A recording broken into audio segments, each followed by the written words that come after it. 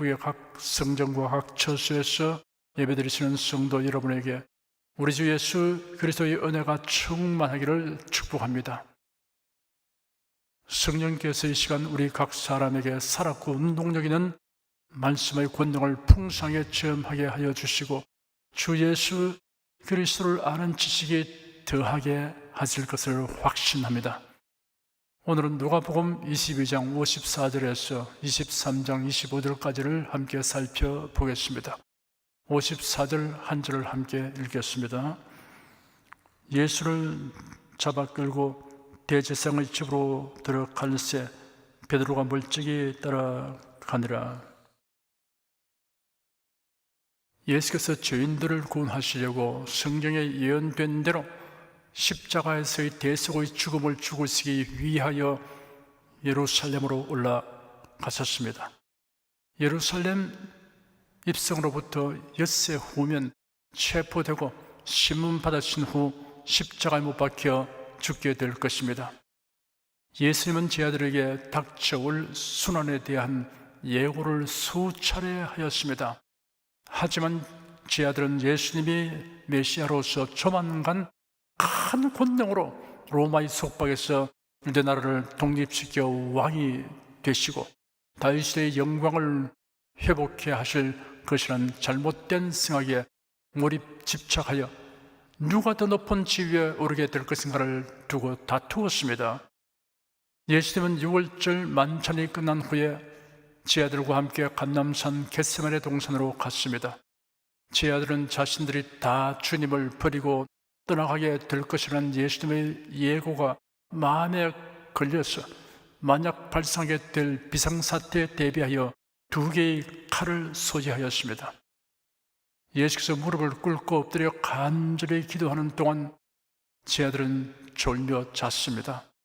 기도를 마치신 예수께서 제 아들을 깨워 일어나게 하였습니다. 그때 가룟 유다가 일단의 사람들을 데리고 왔습니다. 그들은 예수님을 체포하려고 칼과 몽둥이를 가진 자들이었습니다. 만약을 위해 2개의 칼을 가지고 온 제 아들이 그들과 일전을 각오했으나 예수께서 만류하셨습니다. 제 아들은 예수께서 어떤 비상한 대처를 하실 것으로 기대했는데 순순히 체포당하신 것을 보고 그만 급을 집어먹고 예수님을 부르고 다 도망가 버렸습니다. 그런데 베드로는 멀찍이 따라갔습니다. 자신이 호언장담한 것을 생각하지 않을 수 없었습니다. 그래도 베드로는 대생의 종을 향하여 칼을 들어 귀를 자를 때는 패기가 넘쳐서나 예수님이 체포되어 끌려가시는 것을 보고는 낙담하여 두려움으로 마음이 위축되어서 멀찍이 따라갔습니다. 예수께서 너희가 다 나를 버리리라고 말씀하실 때 베드로는 주님, 내가 주와 함께 오게도 죽는데도 가기를 준비하였습니다. 내가 주와 함께 죽을지언정 주를 부인하지 않겠나이다 하니 다른 제자들도 질서라 하고 모두 이와 같이 말하였습니다. 제 아들의 말과 행동이 이렇게 달랐습니다. 그 사람의 진실성은 실제 상황에 측면에 보아야 확인됩니다. 55절 한 절을 함께 읽겠습니다. 사람들이 뜰 가운데 불을 피우고 함께 앉았는지라 베드로도 그 가운데 앉았더니 예수님은 대제사장의 집들로 끌려갔습니다. 사람들이 뜰 가운데 불을 피우고 앉아 있었습니다. 팔레스틴의 봄철은 낮과 밤의 기온차가 심하여서 밤중에 바깥에서 무슨 일을 할 경우에는 불을 지폈습니다. 베드로는 거기에 앉아있는 사람들 틈에 앉았습니다. 사태가 어떻게 진행되는지 알고자 하였습니다. 신문 결과 무죄 방면되기를 간절히 바랐을 것입니다. 혹은 예수께서 기사와 이적을 행하여 신문하는 자들을 도리어 심판하고 불을 내리며 결국 유대 나라를 장악하고 왕권을 가지게 되는 급변사도로 진전될 것이라는 일말의 기대를 가졌을 수도 있습니다. 하지만 예수께서 대속사역의 과정에서 전개될 일들을 제자들에게 이미 예고하셨습니다.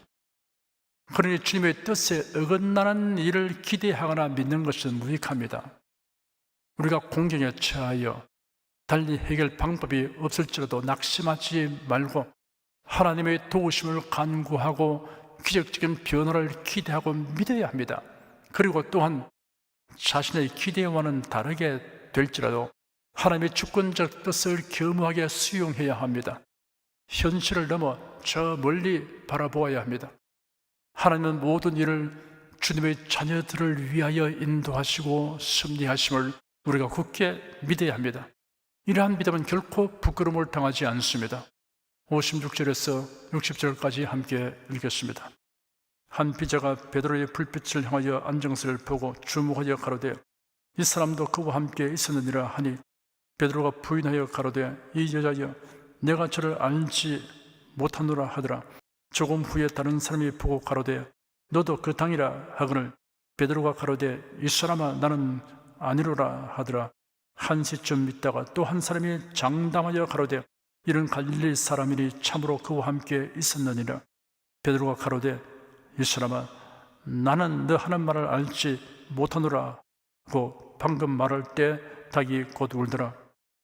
주께서 돌이켜 베드로를 보시니 베드로가 주의 말씀 곧 오늘 닭 울기 전에 네가 3번 나를 부인하리라 하심이 생각나서 밖에 나가서 심히 통곡하니라. 베드로가 뜰 가운데 피어놓은 불을 향하여 앉아 있으니 그의 얼굴이 불빛으로 환하게 드러났습니다. 한 여정이 베드로의 얼굴을 유심히 보고 예수님의 제자라는 것을 알았습니다. 여정이 말하기를 이 사람도 예수의 일행이다 라고 말했습니다. 당황한 베드로가 즉시 부인하기를 내가 저를 알지 못한다 하였습니다. 베드로의 마음 한구석에 억제되어 있던 두려움이 그 순간 온 마음을 채웠습니다. 잠시 후에 다른 사람이 베드로를 보고 당신도 그와 한패이다 하였습니다. 베드로는 역시 부인하기를 이 사람아 나는 아니다 하였습니다. 주위에 팽팽한 긴장감이 돌았습니다. 1시간쯤 지나서 다른 한 사람이 베드로가 갈릴리 지방 사투리로 말하는 것이 생각나서 강경하게 말하기를 이 사람이 갈릴리 사람인 것 같으니 틀림없이 그들과 한패이다 하였습니다. 베드로는 여전히 부인하기를 여보시오 나는 당신이 무슨 말을 하는지 도무지 모르겠소 하였습니다. 바로 그때 닭이 울었습니다. 예수께서 몸을 돌이켜 베드로를 보셨습니다. 이를 미루어 생각하면 베드로가 앉은 자리는 예수를 마주 보는 위치가 아니고 측면을 보는 위치였을 것입니다. 베드로는 순간 자신을 바라보는 예수님과 눈길이 마주치게 되었습니다. 베드로는 연민으로 가득한 주님의 표정과 눈길을 보았을 것입니다. 그와 동시에 베드로는 오늘 닭 울기 전에 네가 3번 나를 부인하리라 하신 주님의 말씀이 생각나서 양심의 가책을 받고 밖으로 나가 심히 통곡하였습니다. 베드로는 자신이 이렇게 처신하리라고는 상상도 못했습니다. 자신의 의지가 이렇게 허약한 줄 몰랐습니다. 솟구친 눈물과 통탄을 억제할 수 없었습니다. 자신 안에 서로 다른 2개의 의지가 작용하고 있음을 실감했습니다. 내가 주와 함께 죽을지언정 주를 부인하지 않겠나이다 라고 표명한 의지가 내가 저를 알지 못한다 라고 부인하는 의지에 압도되었으니 망감이 교차하고 착잡한 심정이었습니다. 사도 바울은 로마서 7장에 기록하기를 내가 속사람으로는 하나님의 법을 즐거워하나 내 지체 속에서 다른 법이 나의 마음의 법과 싸워 나를 내 지체 속에 있는 죄의 법의 포로로 삼는 것을 보는도다. 오라 나는 공고한 사람이로다 하였습니다. 하나님의 뜻대로 살려고 하는 마음과 하나님의 뜻을 거슬러 행하려는 마음이 함께 있어서 대립하는 자가당착의 실상을 숨김없이 형용하였습니다. 예수님은 제 아들에게 이러한 현실적 문제에 대한 대책을 말씀하셨습니다. 시험에 들지 않게 깨어있어 기도하라. 마음에는 원이로되 육신이 약하도다 하셨습니다. 자기 의지를 믿지 말고 언제나 성령님의 도우심을 구해야 합니다.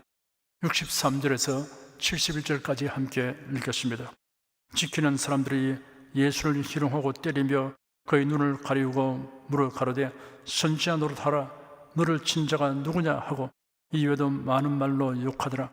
날이 샘의 백성의 장로들 곧 대장들과 서기관들이 모이어 예수를 그 공회로 끌어들여 가로되 네가 그리스도여든 우리에게 말하라. 대답하시되 내가 말할지라도 너희가 믿지 아니할 것이요 내가 물어도 너희가 대답지 아니할 것이니라. 그러나 이제 후로는 인자가 하나님의 권능의 우편에 앉아 있으리라 하시니 다 가로되 그러면 네가 하나님의 아들이냐? 대답하시되 너희 말과 같이 내가 그니라. 저희가 가로되 어찌 더 증거를 요구하리요? 우리가 친히 그 입에서 들었노라 하더라. 여기는 예수께서 대제사장 가야바 앞에서 심문 받으시는 내용이 간략하게 기록되어 있습니다. 요한복음에는 예수께서 가야바에게 심문 받으시기 전에 전직 대제사장이고 실질적인 지도자인 안나스에게 예비 신문을 받은 후에 현직 대제사장인 가야바에게로 넘겨진 것으로 자세하게 기록되었습니다. 가야바는 산헤드린 소위원을 소집하고 예수님에게 유죄 판결을 내리려고 거짓 증인을 불러와서 범죄를 조작하여 결국 신성모독죄로 사형 언도를 내렸습니다. 방금 읽은 부분은 그 후에 진행된 장면입니다. 지키는 사람들이 예수님을 희롱하고 때리며 많은 욕을 하였습니다. 지키는 사람들이란 예수님을 강압적으로 포박하고 있는 대상들의 하수들입니다. 이는 이사야 선지자가 고난당하시는 메시아에 대하여 예언한 그대로입니다. 나를 때리는 자들에게 내 등을 맡기며 나의 수염을 뽑는 자들에게 나의 뺨을 맡기며 수욕과 침뱉음을 피하려고 내 얼굴을 가려우지 아니하였느니라. 그런 멸시를 받아서 사람에게 쓸어버린 바 되었으며 간고를 많이 겪었으며 질고를 아는 자라 마치 사람들에게 얼굴을 가리우고 보지 않음을 받는 자 같아서 멸시를 당하였고 라고 기록되었습니다. 유대 종교 지도자들은 예수님을 6월절 이전에 처형하려고 체포하여 한밤중에 산헤드린 소위원을 소집하여 신문하고 사형을 결의하였습니다. 그런데 새벽에 또 회의로 모인 이유가 있습니다. 산헤드린 정식 회의는 규정상 해가 진 이후에 열려서는 안 되기 때문입니다. 그렇기 때문에 절차상 하자가 없도록 날이 밝자마자 전체 회의를 소집하여 지난 밤의 소위원회 결의를 추인하려고 한 것입니다. 그러나 사실은 절차에 하자가 있습니다. 산헤드린의 규정상 유죄 판결은 회의 소집 당일에 내려서는 안 되며 적어도 그 다음 날 내려야 하기 때문입니다. 산헤드린 정식 회의에 예수님을 세우고 신문하기를 네가 그리스도로 하면 우리에게 말하라 하였습니다. 예수님은 대답하시기를 내가 말하여도 너희가 믿지 않을 것이며 내가 물어도 너희가 대답하지 않을 것이다. 그러나 이제 후로는 내가 전능하신 하나님의 오른편에 앉을 것이다 하였습니다. 그렇다면 네가 하나님의 아들이냐? 라고 그들이 물으니 예수께서 그들에게 말씀하시기를 너희가 말한 대로 내가 그이다 하였습니다. 그러자 그들이 말하기를 이제 우리에게 무슨 증거가 필요하겠느냐? 우리가 이 사람의 입으로부터 직접 들었다 하였습니다. 참으로 딱하고 불쌍한 사람들입니다.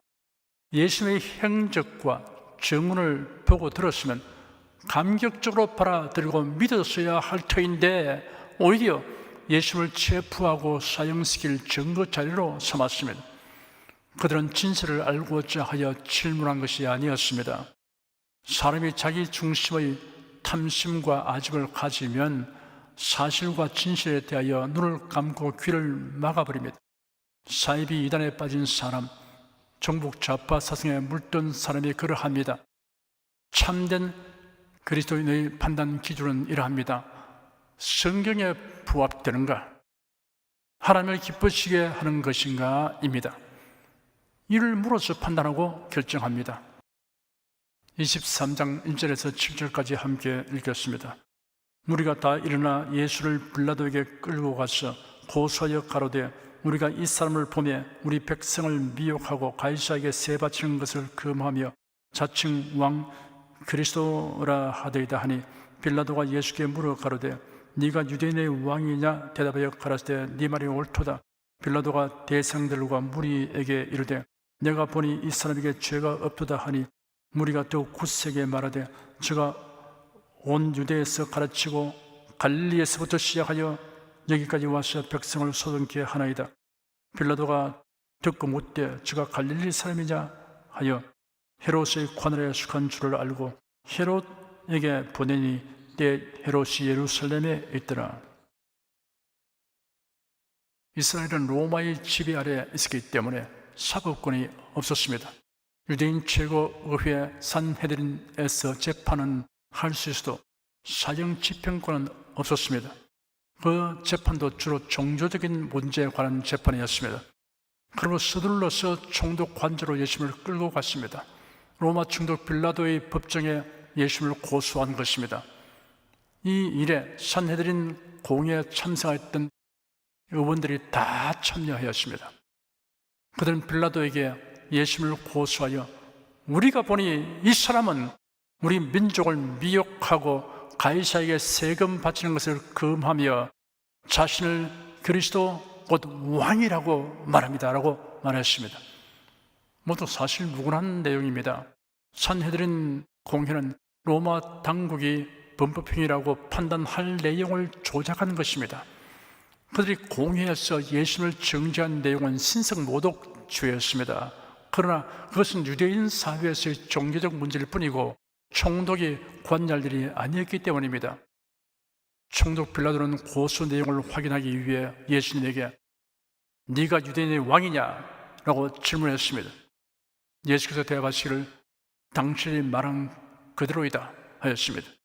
예수님은 지금 정치적으로 유대인의 왕이라는 뜻이 아니라 만주의 창조자이시며 역사의 주권자로서 유대인의 왕을 의미하고 있는 것입니다. 총독 빌라도가 대상들과 무리들에게 말하기를 내가 보니 이 사람에게 죄가 없다 하였습니다. 유대 종교 지도자들이 예수님을 로마에 대한 대역죄로 고소했는데 심판장인 빌라도는 심문한 후 죄가 없다고 선언하였습니다. 그러자 그들은 더욱 강경하게 말하기를 그는 갈릴리에서 시작해서 여기까지 온 유대를 누비며 가르치고 백성을 선동하고 있습니다 하였습니다. 이 말을 들은 빌라도가 말하기를 저가 갈릴리 사람이냐 하였습니다. 내심으로 기뻐했을 것입니다. 무고한 사람을 정죄하는 일을 회피할 구슬이 생긴 것입니다.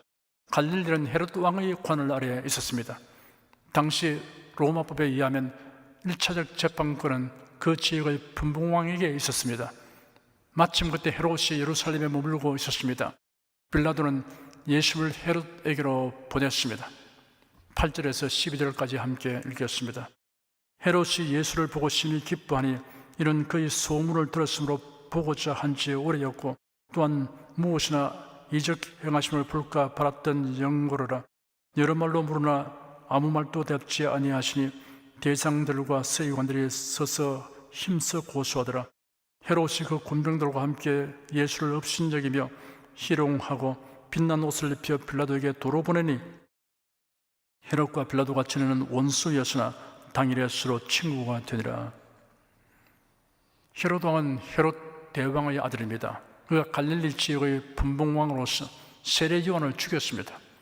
그런 예수님이 행하신 이적에 관한 소문을 많이 듣고 예수님을 직접 보고 싶어 하였습니다. 그런데 뜻밖의 예수님을 대면할 기회가 주어졌으니 매우 기뻐하였습니다. 복음을 듣기 원한 것이 아니라 예수님이 행하시는 기적을 보기 위함이었습니다. 헤롯은 예수님에게 여러 가지를 물었으나 예수님은 묵묵부답하셨습니다.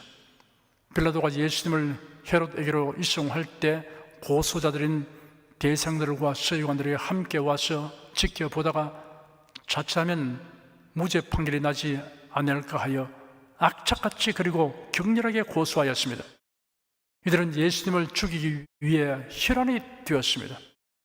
헤롯은 예수님이 묵묵부답하였고 어떤 기적도 보이지 않기 때문에 기분이 상했습니다.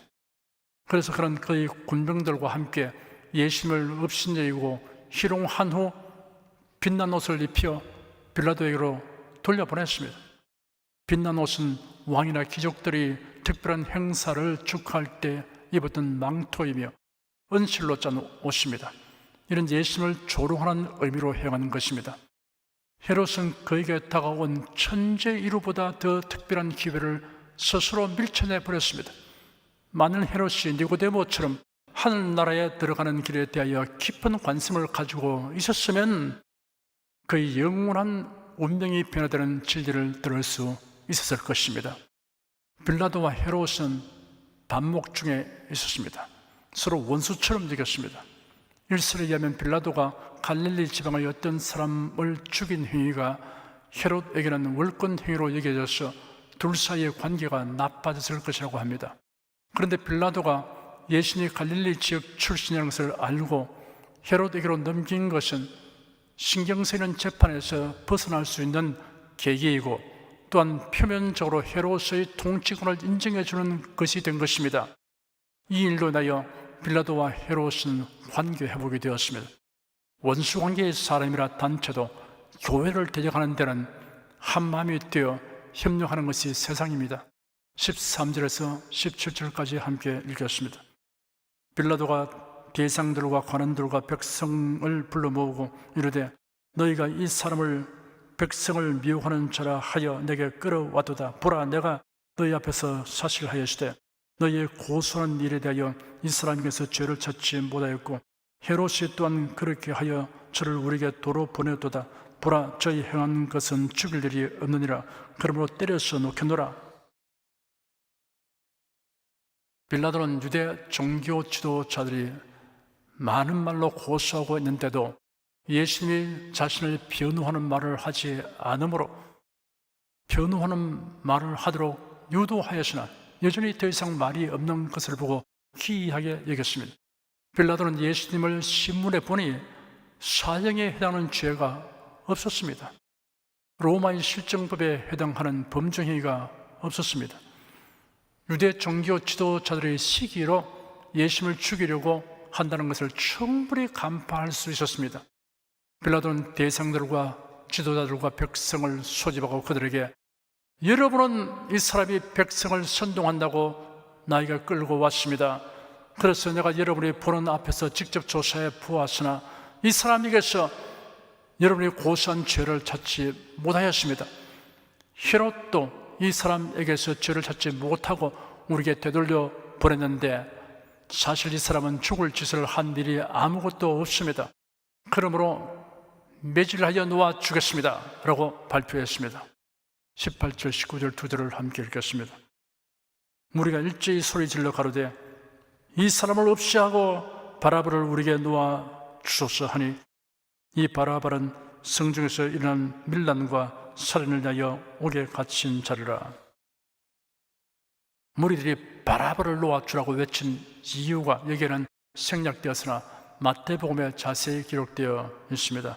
명절을 당하면 총독이 무리의 소원대로 죄수 하나를 놓아주는 전례가 있더니 그때 바라바라 하는 유명한 죄수가 있는데 저희가 모였을 때 빌라도가 물어 가로되 너희는 내가 누구를 너에게 놓아주기를 원하느냐, 바라바냐 그리스도라 하는 예수냐 하니 이는 저가 그들의 시기로 예수를 넘겨준 줄 알미르라 라고 기록되었습니다.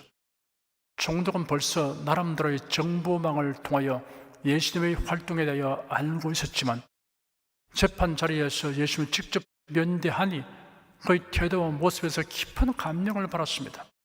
유대 종교 지도자들이 사리사욕과 시기심으로 예수님에 대하여 반감을 가지고 적대적인 태도를 취하고 있는 것을 그가 알고 있었습니다. 그렇기 때문에 가급적 이 일에 관계하고 싶지 않았습니다. 고심 끝에 빌라도는 기발한 아이디어를 찾아내었습니다. 유대인의 명절에 죄수 하나를 사면해 주는 전례가 있다는 것을 생각했던 것입니다. 이런 관례가 유대 사회에 있었던 것은 아닙니다. 로마 총독이 유대인들의 관심을 사기 위한 통치 수단으로 이런 관례를 만든 것입니다. 당시 로마 세계에서는 황제의 생일날과 같은 축일에 특별 사면이 행하여지곤 하였습니다. 총독 빌라도 자신이 원하는 사람을 사면하여 석방한 것이 아닙니다. 그 선택은 유대인들이 선택하도록 하였습니다. 반란을 일으키고 살인을 저지른 바라바라고 하는 악명 높은 죄수가 있었습니다. 그래서 빌라도는 군중들에게 예수님과 바라바 둘 중에 하나를 택하도록 하면 틀림없이 군중들은 예수님을 택하게 될 것이라고 판단했습니다. 왜냐하면 일반 유대인들은 예수님을 따르고 지지하지만 유대 종교 지도자들이 예수님을 미워하고 있다는 사실을 알고 있기 때문이었습니다. 빌라도는 이미 자신이 묘한을 승하였는 것에 대하여 자신감을 가지고 있었습니다. 드디어 무리들을 향하여 예수와 바라바 둘 중에 누구를 놓아주기를 원하느냐라고 질문을 던졌습니다. 그런 군중들의 요구에 의하여 예수님을 석방해 주는 것이 이 골치 아픈 문제를 해결하게 될 것이라고 생각했습니다. 빌라도는 여기에 온 집안 무리들은 이미 제사장들이 매수한 자들이라는 사실을 알지 못했던 것입니다. 그리하여 그의 기대와 예상은 아주 빗나가게 되어버린 것입니다. 수일 전 예수님이 나귀를 타고 예루살렘에 입성할 때는 열광적으로 환영하던 사람들은 다 어디로 가버렸는지, 어쨌든 돈의 위력이 정말 큰 것임을 실감하게 하는 장면입니다. 예수와 바라바 둘 중에 누구를 놓아주기를 원하느냐라는 빌라도의 질문에 유대인들이 즉각 소리 높여 대답했습니다. 그 사람을 죽이고 우리에게 바라바를 석방해 주십시오. 유대인들에게 운명적인 양자택일의 순간이었습니다. 이 순간의 선택이 역사를 통하여 유대인들에게 미친 비극적 영향은 다 형언하기 어렵습니다.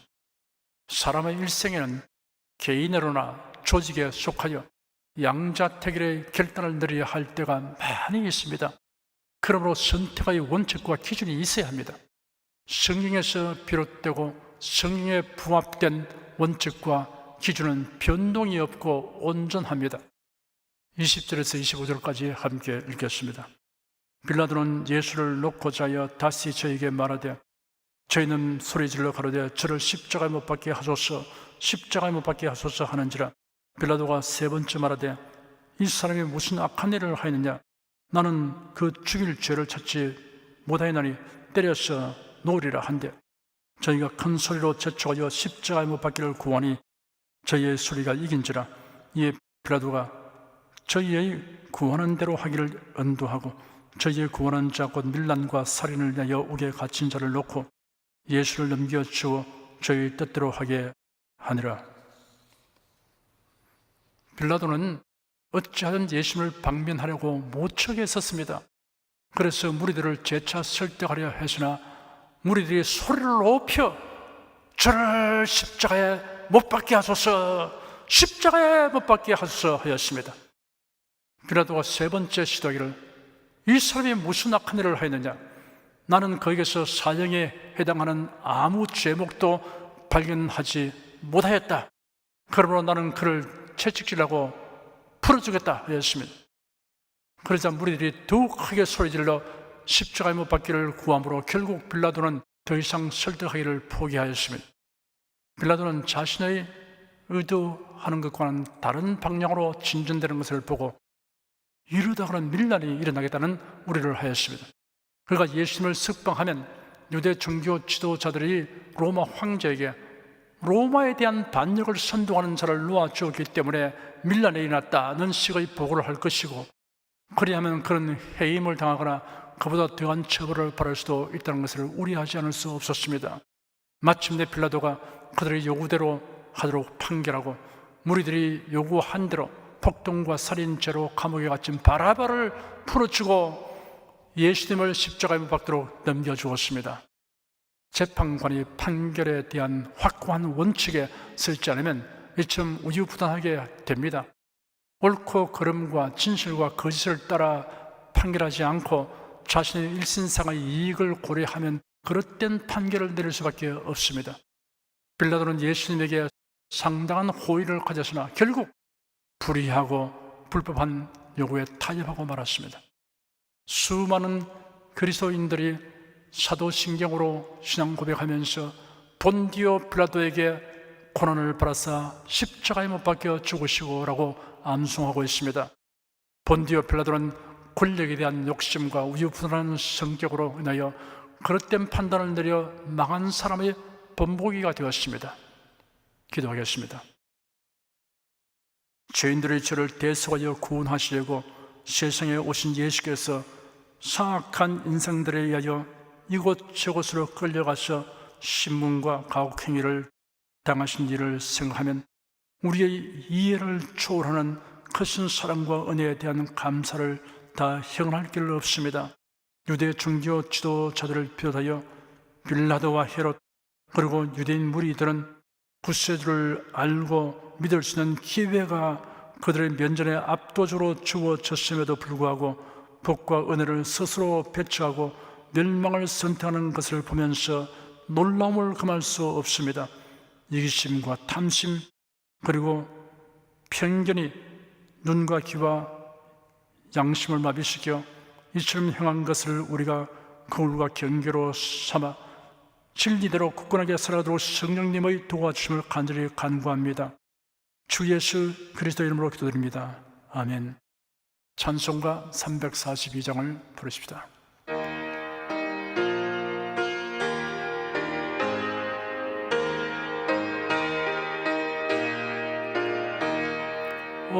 어려운 일 당할 때 나의 믿음 전하 어찌하는 내 주를 더욱 의지합니다.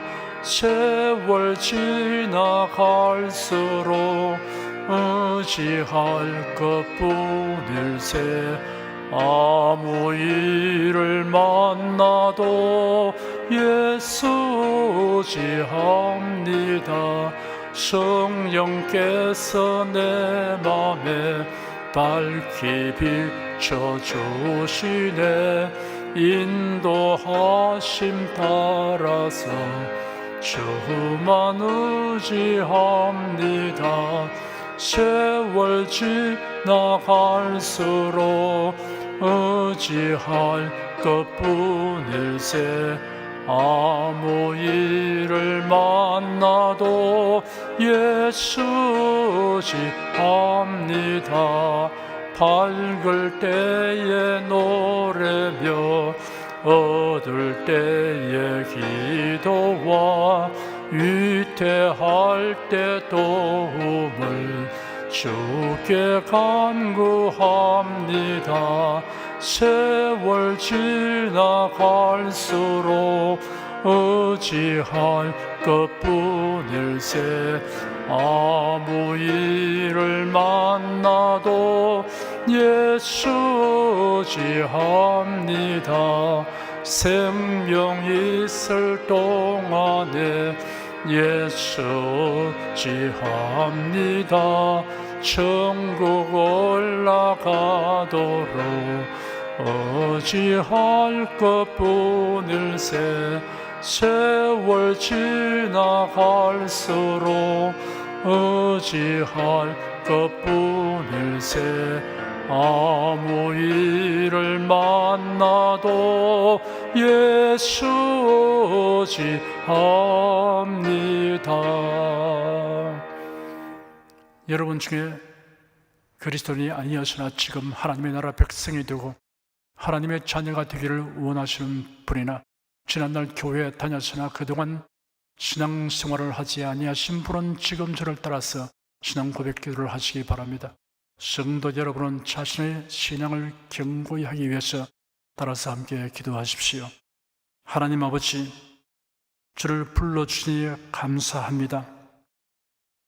예수께서 십자가에 못 박혀 죽으시고 죽음에서 부활하심으로 저희 모든 죄를 사하여 주시고 저를 구원해 주시니 감사합니다. 예수님은 나의 구세주이시며 하나님이시며 주님이심을 믿고 고백합니다. 변함없이 하나님을 경외하고 사랑하고 의지하며 살겠습니다. 힘써 복음을 전하며 살겠습니다. 예수님 이름으로 기도드립니다. 아멘. 여러분 가슴에 손을 얹으십시오. 병약한 분들은 아픈데 믿음의 손을 얹으시기 바랍니다. 나는 너희를 치료하는 여호와임이라. 예수께서 가르치시며 천국 복음을 전파하시며 모든 병과 모든 약한 것을 고치시나 너희 중에 병든 자가 있느냐 위하여 기도할지니라. 믿음의 기도는 병든 자를 구원하리니 주께서 저를 일으키시리라. 병 낫기를 위하여 서로 기도하라. 이러한 성경 말씀에 의하여 우리가 하나님께 신유를 간구하오니 응답하여 주시옵소서.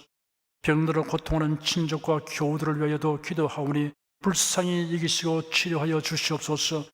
상한 몸 병든 몸을 고쳐 주시옵소서. 뇌, 구강, 혀, 척수, 갑상선, 임파선, 뼈, 골수, 인대, 관절, 디스크, 근육, 신경, 혈액, 혈관, 피부를 고쳐 주시옵소서. 시각기관, 청각기관, 심장, 호흡기, 소화기, 비뇨기의 기능이 완전하게 하여 주시옵소서. 예수 그리스도 이름으로 명한다. 병만은 물러가라. 통증과 염증은 나을지어다. 암과 중량은 소멸될지어다. 각종 장애는 치유될지어다. 예수 그리스도 이름으로 명하노라. 지금 낫게 될지어다. 순식간에 나을지어다. 모든 병과 모든 약함은 치유될지어다. 병약을 식은 제거되고 건강한 것으로 충만하게 될지어다. 생활에 다가오는 풍파는 고요하고 잠잠하게 하여 주시옵소서. 모든 일에 항상 모든 것이 능력하여 드리고 베푸는 일을 풍성하게 행하도록 하여 주시옵소서. 슬픈 일을 당한 성도들에게 주님께서 손님으로 붙들어 주시고 주님의 음성을 들려주시옵소서. 슬픔보다 더 큰 위로가 임하여 속히 극복하게 하여 주시옵소서. 지혜와 명철을 우리에게 주셔서 모든 일을 바르게 분별하고 판단하며 선택하게 하여 주시옵소서. 어쩌나 오늘이나 동일하신 예수께서 지금도 우리를 용서하시고 치료하시며 위로하여 주니 감사합니다. 주 예수 그리스도 이름으로 기도드립니다. 아멘. 내 믿음대로 될지어다. 기쁘고 감사한 마음으로 예물을 드리십시다. 천지 만물을 창조하시고 주관하시는 거룩하신 하나님 아버지, 지난 한 주간 우리를 주님의 돌보시는 은혜 가운데 살게 하시고 오늘 거룩한 주의 날에 성도들이 모여 신령과 진정의 예배를 드리게 하여 주시니 감사합니다. 이 시간 설교를 통하여 은혜와 진리의 말씀을 듣고 깨닫게 하시니 감사드립니다. 우리가 주님의 말씀대로 행하며 살기 원하오니 권능의 손길로 도와 주시옵소서. 주님께도 베풀어 주시는 은혜에 감사하며 정성껏 예물을 드리오니 기쁘게 바라 주시옵소서. 우리 주 예수 그리스도 이름으로 기도드립니다. 아멘.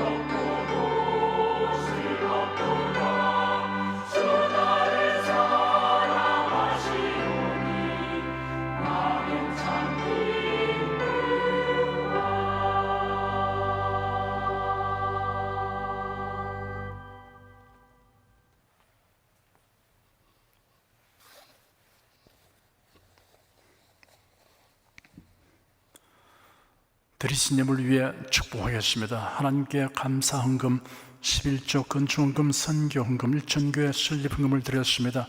향기로운 예물로 연락해 주시고 우리 온 성도들의 산업을 풍성하게 하여 주시옵소서. 주 예수 그리스도 이름으로 축복하며 기도드립니다. 아멘. 송령 부르겠습니다.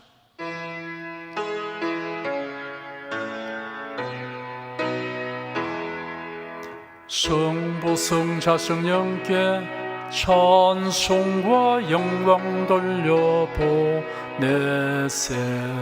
태초로 지금까지 또 영원 무궁토록 성삼위께 영광 영광 아멘. 우리 주 예수 그리스도의 은혜와 하나님 아버지의 사랑과 성령의 교통하심이 은혜와 진리 가운데 살아가는 모든 성도들 위해 임하시옵기를 축원합니다. 아멘.